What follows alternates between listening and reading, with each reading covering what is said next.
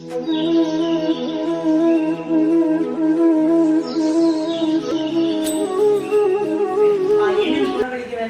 ಪೂರ್ತಿ ಡೀಟೇಲ್ ಕೊಟ್ಟಿದ್ದಾರೆ.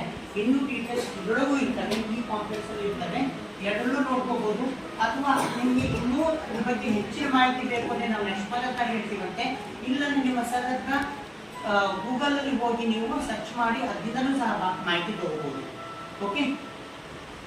ಆಮೇಲೆ ನಮ್ಮ ದೇಶ ಸ್ಪೈಸಿಗೆ ಬಹಳ ಫೇಮಸ್ ಆಗಿರುವಂಥದ್ದು. ಸ್ಪೈಸಿಯಲ್ಲಿ ದಾಲ್ಚಿನ್ನಿ ಆಗಿರ್ಬೋದು, ಕಾಳು ಮೆಣಸು ಆಗಿರ್ಬೋದು, ಕರಿಮೆಣಸು, ಏಲಕ್ಕಿ. ಆಮೇಲೆ ನಿಮ್ಮ ಬ್ಯಾಡಿಯಲ್ಲಿ ಇದ್ದೀರಿ ಸ್ಪೆಷಲಿ ಮೆಣಸಿನಕಾಯಿ. ಮೆಣಸಿನಕಾಯಿಗೆ ಬಹಳ ಫೇಮಸ್. ಮೆಣಸಿನಕಾಯಿ ಬೆನಿಫಿಟ್ಸ್ ಏನೇನು ಗೊತ್ತಾ ನಿಮಗೆ? ಏನೇನು ಬೆನಿಫಿಟ್ಸ್ ಇದೆ? ಖಾರ ಇತ್ತು. ಮೆಣಸಿನಕಾಯಿ ಖಾರನೇ, ಆದ್ರೆ ಮೆಡಿಸಿನಲ್ ವ್ಯಾಲ್ಯೂ ಏನಿದೆ ಗೊತ್ತಾ? ಇನ್ನೊಂದು, ನೀವು ಎಲ್ಲಾದ್ರೂ ಹೊರಗಡೆ ಹೋಗ್ಬೇಕು ಅಂದ್ರೆ ಏನ್ ಮಾಡ್ತೀರಾ ನೀವು? ಆಮೇಲೆ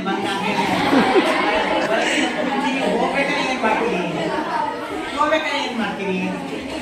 ಚೆನ್ನಾಗಿ ಡ್ರೆಸ್ ಮಾಡ್ಕೊತೀರಾ, ಪೌಡರ್ ಹಚ್ಕೊತೀರಾ, ಆಮೇಲೆ ಏನ್ ಮಾಡ್ತೀರಿ? ಆಮೇಲೆ ಹಾಕೊತೀರಾ, ಅದಕ್ಕೆ ಏನ್ ಮಾಡ್ತೀರಿ? ಮೇಕಪ್ ಮಾಡ್ಕೊಳ್ತೀರಾ, ಲಿಪ್ಸ್ಟಿಕ್ ಹಚ್ಕೊಳ್ತೀರಾ? ನೀವು ಹಚ್ಕೊಳ್ಳಲ್ಲ, ನಿಮ್ಮ ಮನೇಲಿ ಯಾರು ಹಚ್ಕೊಳ್ತಾರ? ಇನ್ನೊಂದು ಹೇಳ್ತೀನಿ, ನಮ್ಮ ಲಿಪ್ಸ್ಟಿಕ್ಗೆ ಕೆಂಪು ಬಣ್ಣ ಕೊಡುವಂತ ಅಂಶ ನಮ್ಮ ಮೆಣಸಿನಕಾಯಲ್ಲಿದೆ. ಗೊತ್ತಾಯ್ತಲ್ಲ? ಆ ಕೆಂಪು ಬಣ್ಣ ಕೊಡೋದು ನಮ್ಮ ಮೆಣಸಿನಕಾಯಲ್ಲಿ. ಅದು ಪ್ರೋಸೆಸ್ ಮಾಡಿರ್ತಾರೆ. ಪ್ರೋಸೆಸ್ ಮಾಡಿ ಇದನ್ನ ನಮ್ಮ ಲಿಪ್ಸ್ಟಿಕ್ಗೆ ಮಿಕ್ಸ್ ಮಾಡಿರ್ತಾರೆ. ಹಾಗಾಗಿ ಕೆಂಪಿಗೆ ಹೊಳಿತಾ ಇರುತ್ತೆ. ಅಷ್ಟೇ ಅಲ್ಲ, ನಮ್ಮ ಈ ಮೆಣಸಿನಕಾಯಿಯ ಒಳ್ಳೆಯ ತೆಗೆದು ನಮ್ಮ ಹಡಗುಗಳು ಹೋಗ್ತಾವತ್ತಲ್ಲ, ಸಮುದ್ರದಲ್ಲಿ ಹಡಗು ಹೋಗ್ತಾವಲ್ಲ, ಯಾವ ನೀರು ಇರ್ತದಲ್ಲಿ? ಉಪ್ಪಿನಲ್ಲಿ ಕಬ್ಬಣ ಹಾಕೊಂಡು ಏನಾದ್ರು ಇಟ್ಟರೆ ಏನಾಗುತ್ತೆ? ರಸ್ಟ್ ಆಗುತ್ತೆ. ಅವನ್ನ ಆಕ್ಸಿಡೇಷನ್ ಪ್ರೋಸೆಸ್ ಆಗುತ್ತೆ, ಕರಗೋಗ್ಬಿಡುತ್ತೆ, ಕಬ್ಬಣ ಯಾವುದಕ್ಕೂ ಬರಲ್ಲ. ಅಂತ ದೊಡ್ಡ ಹಣ್ಣು ಯಾವ್ದಿಂದ ಆಗಿರುತ್ತೆ? ಕಬ್ಬಣ ಅಂತೂ ಉಪ್ಪಿಂದ ಆಗಿರುತ್ತೆ. ಆ ಉಪ್ಪು ಮತ್ತು ಕಬ್ಬಣನ ಪ್ರೊಟೆಕ್ಟ್ ಮಾಡಬೇಕು ಅಂದ್ರೆ ಏನ್ ಮಾಡ್ತಾರೆ? ಓಲಿಯೋರೆಸಿನ್ ಅಂತ ಹೇಳ್ತೀವಲ್ಲ, ಮೆಣಸಿನಕಾಯಿಂದ ತೆಗೆದಿರೋಂಥ ಓಲಿಯೋರೆಸಿನ್, ಅದು ಕೆಜಿಗೆ ಸುಮಾರು 1000 ಗಟ್ಟಲೆ ಬೆಲೆ ಬಾಳುವಂಥ ಓಲಿಯೋರೆಸಿನ್. ಅದು ಎಷ್ಟೋ ಟನ್ ಮೆಣಸಿನಕಾಯನ್ನ ಪ್ರೋಸೆಸ್ ಮಾಡಿ ಓಲಿಯೋರೆಸಿನ್ ತೆಗೆದಿರ್ತಾರೆ. ಆ ಓಲಿಯೋರೆಸಿನ್ ಪೇಂಟ್ನ ಆ ಹಡಗಿಗೆ ಮಾಡೋದ್ರಿಂದ ಹಡಗು ಸುರಕ್ಷಿತವಾಗಿರುತ್ತೆ. ಅದಕ್ಕೂ ಯೂಸ್ ಮಾಡ್ತಾರೆ. ಮೂರನೇದು, ಕ್ಯಾನ್ಸರಿಗೆ ಬಹಳ ಅತ್ಯುತ್ತಮವಾದ ಗಿಡಮೂಲಿಕೆ. ಅಷ್ಟೇ ಅಲ್ಲ, ನಮ್ಮ ಹೊಟ್ಟೆ ಒಳಗೆ ಗ್ಯಾಸ್ ಇರುತ್ತಲ್ಲ, ಗ್ಯಾಸ್ ಇದನ್ನು ಹೊರಗೆ ಹಾಕಬೇಕಂದ್ರೂ ಮೆಣಸಿನಕಾಯಿ ಬಹಳ ಮಹತ್ವವಾಗಿದ್ದು ಅದಕ್ಕೆ ನಾವು ಕಾರ್ಮಿನೇಟಿವ್ಸ್ ಅಂತೀವಿ. ಕಾರ್ಮಿನೇಟಿವ್ ಅಂದರೆ ಎಕ್ಸ್ಪೆಲ್ ಗ್ಯಾಸ್ ಫ್ರಮ್ ಸ್ಟಮಕ್. ನಮ್ಮ ಹೊಟ್ಟೆಯಲ್ಲಿರುವಂಥ ಗ್ಯಾಸನ್ನು ಹೊರ ತೆಗೆಯಲಿಕ್ಕೆ ಮೆಣಸಿನಕಾಯಿ ಅತ್ಯುತ್ತಮವಾದದ್ದು. ಹಾಗಾಗಿ ನಿಮ್ಮ ಅಕ್ಕಪಕ್ಕ ಬೆಳೆದಿರ್ತೀರಲ್ಲ, ಇತ್ತೀಚೆಗೆ ಬೆಳೀರಿ ಮತ್ತು ಹಾಗೆ ಉಪಯೋಗಿಸಿ. ಅದರಲ್ಲೂ ಬೇರೆ ಬೇರೆ ವಿಧಗಳಿದ್ದಾವೆ.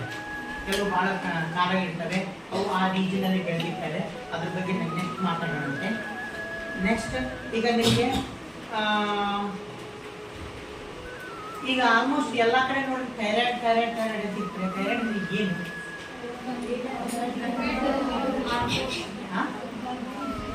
ನಮ್ಮ ಗಂಟಲ್ಲಿ ಒಂದು ಗ್ರಂಥಿ ಇರುತ್ತೆ, ಅದಕ್ಕೆ ನಾವು ಥೈರಾಯ್ಡ್ ಗ್ರಂಥಿ ಅಂತ ಹೇಳ್ತೀವಿ.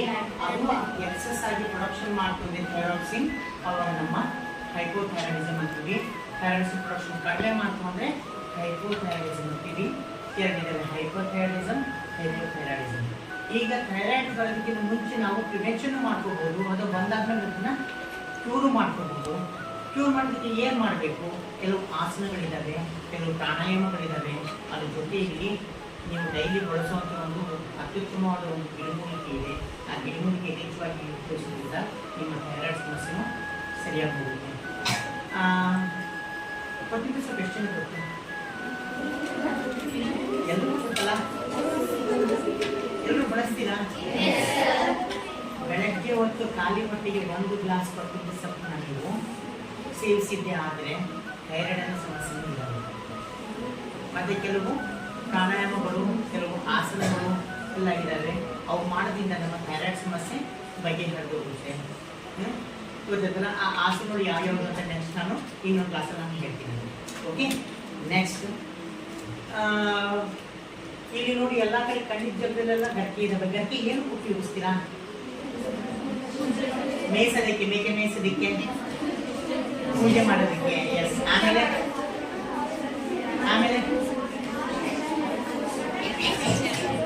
ಓಕೆ, ನೀವು ಮಾತುಕೊಂಡ್ರೆ ಮತ್ತೆ ನನಗೇನು ಗೊತ್ತಾಗಲ್ಲ. ಒಬ್ಬೊಬ್ಬರು ನಿಂತ್ಕೊಂಡು ಹೇಳ್ಬೇಕಾದ್ರೆ ನಾನು ಕೇಳ್ತೀನಿ ಏನಕ್ಕೆ ಉಪಯೋಗಿಸ್ತಾರೆ ಅಂತ. ಗರಿಕೆ ನಮ್ಮ ಡಯಾಬಿಟಿಕ್ ಅಂದರೆ ಶುಗರ್ ಕಡಿಮೆ ಮಾಡೋದಕ್ಕೂ ಉಪಯೋಗವಾಗುತ್ತೆ. ಅಷ್ಟೇ ಅಲ್ಲ, ಗರಿಕೆಯಿಂದ ಬಹಳಷ್ಟು ಮಹತ್ವವಾದ ಒಂದು ಗುಣ ಇದೆ. ಬೆಂಗಳೂರಲ್ಲಿ ನೋಡಿರ್ಬೇಕು, ಇಲ್ಲೆಲ್ಲೂ ಇಲ್ಲ. ಗರಿಕೆ ಬೇಕಾದಷ್ಟು ಸಿಗುತ್ತೆ, ವೇಸ್ಟ್ ಮಾಡ್ತೀರಾ. ಬೆಂಗಳೂರಲ್ಲಿ ಗರಿಕೆನ ಮೇಲಿನ ಚಿಗುರು ತಗೊಂಡು ಮಿಕ್ಸಿ ಮಾಡಿ ಜ್ಯೂಸ್ ಮಾಡಿ ಬೆಳಗ್ಗೆ 4 ಗಂಟೆಗೆ ಸೇಲ್ ಮಾಡ್ತಾರೆ. ಒಂದೊಂದು ಕಪ್ಪಿಗೆ 50-50 ರೂಪಾಯಿ ಅಂತ ಸೇಲ್ ಮಾಡ್ತಾರೆ. ಗರಿಕೆ ಜ್ಯೂಸ್ ಕುಡಿಯೋದಕ್ಕೆ ಕ್ಯೂ ನಿಂತಿರ್ತಾರೆ ಬೆಂಗಳೂರಲ್ಲೆಲ್ಲ. ಗರಿಕೆ ಜ್ಯೂಸ್ ಕುಡಿತಾರೆ, ಹಾಗಲಕಾಯಿ ಜ್ಯೂಸ್ ಕುಡಿತಾರೆ. ಹಾಗಲಕಾಯಿ ಜ್ಯೂಸ್ ಇಲ್ಲಿ ನೀವು ಯಾರ್ತೀರಾ ಅಲ್ಲಿ ರೊಕ್ಕ ಕೊಟ್ಟು ಕುಡಿತಾರೆ. ಗೊತ್ತಾಯ್ತಲ್ಲ. ಅಂತ ಬೆನಿಫಿಟ್ ಇರುವಂತ ಗರಿಕೆ ಮೇಲೆ ಬೆಳಗ್ಗೆ ಹೊತ್ತು ನಾವು ನಡೆದ್ರೆ ಎಲ್ಲರಿಗೂ ನಿರ್ಮಾಣ ಆಗುತ್ತೆ. ಯಾವ ರೋಗಗಳು ಬರದೇ ಇಲ್ಲ. ಇದನ್ನು ಎಲ್ಲ ಕ್ಲಿಯರ್ ಆಗಿ ಹೋಗುತ್ತೆ. ಅದ್ರ ಮೇಲೆ ಬಿದ್ದಿರುತ್ತೆಲ್ಲ ಮಂಜಿನ ಹನಿಗಳು ಅವು ನಮ್ಮ ಬಾಡಿಗೆ ಬಹಳ ತಂಪು ಕೊಡುತ್ತೆ. ಗೊತ್ತಾಯ್ತಲ್ಲ. ಹಾಗಾಗಿ ಗರಿಕೆ ಎಷ್ಟು ಸಿಗುತ್ತೆ ಅಷ್ಟನ್ನ ನೀವು ಉಪಯೋಗ ಮಾಡ್ಕೊಳ್ರಿ. ಅದ್ರ ಮೇಲೆ ನಡೀರಿ ಮತ್ತೆ ಯಥೇಚ್ಛವಾಗಿ ಬೆಳೆಸಿರಿ. ಗೊತ್ತಾಯ್ತಲ್ಲ. ಹಾಗೆ ನೆಕ್ಸ್ಟ್ ತುಳಸಿ ಎಲ್ಲ ಆಲ್ಮೋಸ್ಟ್ ಎಲ್ಲ ಬಳಸ್ಬಿಟ್ಟಿದ್ದೀನಿ ಅನ್ಸುತ್ತೆ. ತುಳಸಿ ಬಗ್ಗೆ ತುಳಸಿ ಬಹಳ ಅತ್ಯುತ್ತಮವಾದ ಆಂಟಿ ಆಕ್ಸಿಡೆಂಟ್ಸ್ ಹೇಳ್ತೀವಿ. ಇದು ನಮ್ಮ ದೇಹದಲ್ಲಿರುವ ಎಲ್ಲ ಕಶ್ಮಲಗಳನ್ನು ಹೊರಹಾಕೋದಕ್ಕೆ ಬೆನಿಫಿಟ್ ಇದೆ. ಇದ್ರ ಬಗ್ಗೆ ನಾನು ನೆಕ್ಸ್ಟ್ ಕ್ಲಾಸಲ್ಲಿ ಒಂದು ಡೆಮಾನ್ಸ್ಟ್ರೇಷನ್ ಕೊಡ್ತೀನಂತೆ. ತುಳಸಿ ಬಗ್ಗೆ ಯಥೇಚ್ಛವಾಗಿ ತಿಳಿಸ್ಕೊಡ್ತೀನಿ. ಓಕೆ, ಅದು ನೀರು ಕುಡಿಯೋದ್ರಿಂದ ನಮಗೆ ಆರೋಗ್ಯ ಸುಧಾರಿಸುತ್ತೆ, ಕೆಮ್ಮು ಸಹ ಕಡಿಮೆ ಆಗುತ್ತೆ. ದಾಸವಾಳ ಎಷ್ಟು ಗೊತ್ತು? ಏನಕ್ಕೆ ಉಪಯೋಗಿಸ್ತಾರೆ? ಪೂಜೆ ಮಾಡೋಕ್ಕೆ ಉಪಯೋಗಿಸ್ತಾರೆ, ಅದು ಗೊತ್ತಿದೆ. ಆಮೇಲೆ ಕೂದಲ ಕೇಶವರ್ಧಕ, ಕೇಶ ಕೂದಲನ್ನ ಕಪ್ಪು ಮಾಡೋದಕ್ಕೆ, ಯಥೇಚ್ಛವಾಗಿ ಬೆಳೆಯೋದಕ್ಕೆ ಉಪಯೋಗಿಸ್ತಾರೆ. ಮತ್ತು ಅದರ ಉಪಯೋಗ ಇನ್ನೂ ಬಹಳಷ್ಟು ಇದ್ದಾವೆ, ಅವೆಲ್ಲ ಹೇಳ್ತೀನಂತೆ. ದಾಳಿಂಬೆ ಗೊತ್ತಲ್ಲ ನಿಮಗೆ? ಏನು ಉಪಯೋಗಿಸ್ತಾರೆ? ಬ್ಲಡ್ ಜಾಸ್ತಿ ಆಗೋಕ್ಕೆ ಉಪಯೋಗಿಸ್ತಾರೆ. ನಮ್ಮ ತಾಯಿ ನಿಮ್ಮ ಅಜ್ಜಿಯವ್ರಿಗೆ ಕೇಳಿದ್ರಿ ದಾಳಿಂಬೆ ಚಿಗುರನ್ನ ಏನಕ್ಕೆ ಉಪಯೋಗಿಸ್ತಿದ್ರು ಅಂತ. ಗೊತ್ತಾಯಿ ಚಿಗುರು ಏನಕ್ಕೆ ಉಪಯೋಗಿಸ್ತಾರೆ? ಅದು ಸಿಪ್ಪೆ, ಅದು ಕಾಯಿ, ಸಣ್ಣ ಕಾಯಿಗಳು ಅವು ತಿನ್ನಬಹುದು. ಬೇದಿ, ಅತಿಸಾರ ಬೇದಿ ಅಂತ ಹೇಳ್ತೀವಲ್ಲ, ಡಿಹೈಡ್ರೇಷನ್ ಅಂತ ಹೇಳ್ತೀವಿ. ಅವಾಗ ಇದು ಚಿಗುರನ್ನ ತಗೊಂಡ್ಬಂದು ಅರ್ದಿ ಕುಡಿಸೋದು.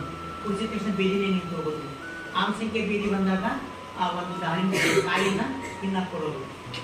ಹಣ್ಣಾದ್ಮೇಲೆ ರಕ್ತ ಡೆವಲಪ್ ಆಗುತ್ತೆ. ಈ ಥರ ಬಹಳಷ್ಟು ಉಪಯೋಗ ಇದೆ ದಾಳಿಂಬೆಯಲ್ಲಿ. ಇಲ್ಲಿ ದಾಳಿಂಬೆ ಯಾರ ಮನೆಯಲ್ಲಿದೆ?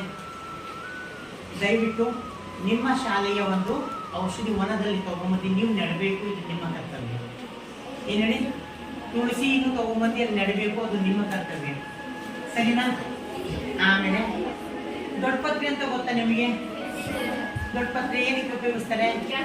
ಕೆಮ್ಮಿಗೆ ಅಲ್ವಾ?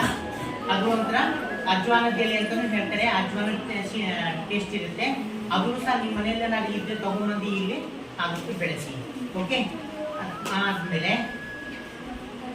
ನಿಂಬೆ ಏನಕ್ಕೆ ಉಪಯೋಗಿಸ್ತಾರೆ? ಗ್ಯಾಸ್ ಉಪಯೋಗಿಸ್ತಾರೆ. ಆಮೇಲೆ ಯಾರಿಗೆ ಹೇಳ್ಬೇಡ್ರಿ, ಉಪಯೋಗಿಸ್ತಾರೆ ಅಲ್ವಾ? ಎಲ್ಲದಕ್ಕೂ ಉಪಯೋಗ ಇದೆ. ಎಲ್ಲದಕ್ಕೂ ಪ್ರತಿಯೊಂದಕ್ಕೂ ಉಪಯೋಗ ಇದೆ. ಇದರಲ್ಲಿ ವಿಟಮಿನ್ ಸಿ ಅಂತಿದೆ. ಇದು ನಮ್ಮ ಹಲ್ಲಿನ ವಸಡುಗಳ ಸಮಸ್ಯೆ, ಸ್ಕರ್ವಿ ಅಂತ ಹೇಳ್ತೀವಲ್ಲ, ನಮ್ಮ ದವಡೆಯಿಂದ ರಕ್ತಸ್ರಾವ ಆಗ್ತಿರುತ್ತೆ, ಅದಕ್ಕೂ ಸಹ ಬಹಳ ಒಳ್ಳೆಯದು. ಗೊತ್ತಲ್ಲ? ಹೀಗೆ ಅತಿ ಉಪಯೋಗವಾಗಿರುವಂತ ಒಂದು ಸಸ್ಯ ಅದು. ಹಾಗೆ ನುಗ್ಗೆಕಾಯಿ, ನುಗ್ಗೆ ಸೊಪ್ಪು, ಇದು ಸಾವಿರಾರು ಕಾಯಿಲೆಗಳ ಒಡೆಯ ಅಂತ ಹೇಳ್ತೀವಿ. ಅಂದ್ರೆ ಕಾಯಿಲೆಗಳನ್ನ ನಿರ್ಮೂಲನೆ ಮಾಡೋದಕ್ಕೂ ಆಗುತ್ತೆ, ಕಾಯಿಲೆ ಬಂದಾಗ ಕ್ಲಿಯರ್ ಮಾಡೋದಕ್ಕೂ ಆಗುತ್ತೆ. ನುಗ್ಗೆ ಸೊಪ್ಪು, ನುಗ್ಗೆ ಗಿಡ ಸೊಪ್ಪು ಯೂಸ್ ಇದೆ, ಕಾಯಿ ಸಹ ಯೂಸ್ ಇದೆ. ಓಕೆ, ಅದ್ರಲ್ಲಿ ಏನೇನು ಯೂಸ್ ಇದೆ ಅಂತ ನೆಕ್ಸ್ಟ್ ಏನು ಹೇಳ್ತೀನಿ ಅಂದ್ರೆ, ಪಪ್ಪಾಯ. ಪಪ್ಪಾಯ ಯಾರಿಗೆ ಗೊತ್ತು? ನಾನು ಯಾರಿಗೆ ಗೊತ್ತಿಲ್ಲ ಅಂತ ಹೇಳ್ಬೇಕಿತ್ತು, ಎಲ್ರಿಗೂ ಗೊತ್ತಲ್ಲ. ಇದರೊಳಗೆ ಹೇರಳವಾಗಿ ವಿಟಮಿನ್ ಬಿ ಕಾಂಪ್ಲೆಕ್ಸ್ ಇರುತ್ತೆ, ಬಹಳ ಒಳ್ಳೆಯ ಒಂದು ಔಷಧೀಯ ಸಸ್ಯ. ಹಾಗೆ ಪಾಲಕ್ ಸೊಪ್ಪು ಗೊತ್ತಾ? ಪಾಲಕ್ ಸೊಪ್ಪು ಅದರಲ್ಲಿ ಕಬ್ಬಿಣದ ಅಂಶ ಹೇರಳವಾಗಿರುತ್ತೆ, ಬಹಳಷ್ಟು ಉಪಯೋಗವಾಗಿದೆ. ಮತ್ತೆ ಬಸಳೆ ಸೊಪ್ಪು ಗೊತ್ತಾ? ಯಾರ ಮನೆಯಲ್ಲಿದೆ? ದಯವಿಟ್ಟು ತಂದಿದ್ದೀವಿ ಹಾಕಬೇಕು. ಕೈ ಎತ್ತಿರೋರು ಎಲ್ಲರೂ ತಂದಿಲಿ ಹಾಕಿ ಬೆಳೆಸಬೇಕು. ಬಸಳೆ ಸೊಪ್ಪು ಅದು ನಮ್ಮ ದೇಹದ ಉಷ್ಣಾಂಶತೆಯನ್ನು ಕಡಿಮೆ ಮಾಡೋಕ್ಕೆ ಯೂಸ್ ಆಗುತ್ತೆ. ನಾಲಿಗೆ ಹೊಡಿತು ಅಂದಾಗ ಬಸಳೆ ಹೇಳ್ತಾರಲ್ಲ ಬಸಳೆ ಸೊಪ್ಪಿನ ಅಂತ, ಅದಕ್ಕೂ ಒಳ್ಳೆಯದು. ನಮಗೆ ಕಾನ್ಸ್ಟಿಪೇಷನ್ ಆದಾಗ ಅಂದರೆ ಬೇದಿ ಅತಿ ಗಟ್ಟಿ ಆದಾಗ ಬಸಳೆ ಸೊಪ್ಪನ್ನ ತಿನ್ನೋದ್ರಿಂದ, ಬಸಳೆ ಸೊಪ್ಪನ್ನ ಮಾಡಿರೋ ಸಾರನ್ನ ಉಪಯೋಗಿಸೋದ್ರಿಂದ ಅದೇನಂದ್ರೆ ಲುಬ್ರಿಕೇಷನ್ಗೆ ಎಫೆಕ್ಟ್ ಕೊಡುತ್ತೆ, ಈಸಿಯಾಗಿ ಎವ್ಯಾಕ್ಯುಯೇಷನ್ ಆಗುತ್ತೆ ಮೋಷನೆಲ್ಲೂ. ಹಾಗಾಗಿ ಬಸಳೆ ಸೊಪ್ಪು ಬಹಳ ಅತಿ ಉತ್ತಮವಾಗಿದೆ. ಇನ್ನೂ ಬಹಳಷ್ಟು ಬೆನಿಫಿಟ್ಸ್ ಇದೆ. ಮೆಂತೆ ಗೊತ್ತಾ?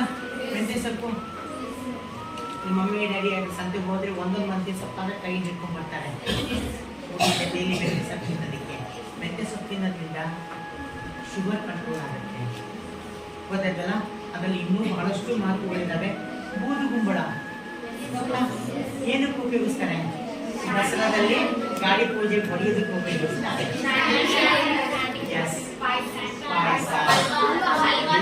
ಹಲ್ವಾ ಮಾಡ್ತಾರೆ, ಎಲ್ಲರಿಗೂ ಉಪಯೋಗ ಆಗುತ್ತೆ.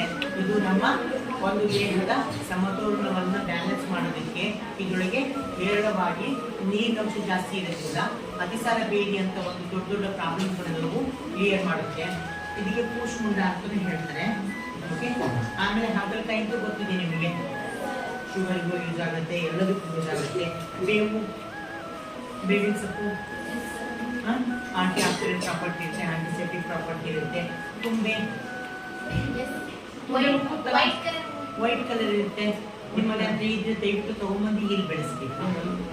ಆಮೇಲೆ ಆಲೋವೆರಾ ಗೊತ್ತಲ್ಲ, ಅದು ಇದ್ರೆ ಅದು ತಗೊಂಬಂದು. ನಾನು ಈಗ ಏನೇನು ಹೇಳ್ತಿದ್ದೀನಲ್ಲ, ಯಾರ್ಯಾರ ಮನೆಯಲ್ಲಿ ಇದೆಯೋ ವಾಲೆಂಟಿಯರ್ ತಗೊಂಬಂದು ನೀವು ಇಲ್ಲಿ ನೆಟ್ಬಿಟ್ಟು ಅದನ್ನ ಒಂದು ವನ ಮಾಡ್ಬೇಕು, ನೀವು ಔಷಧಿಯ ವನ ಮಾಡಬೇಕು, ಗೊತ್ತಾಯ್ತಲ್ಲ?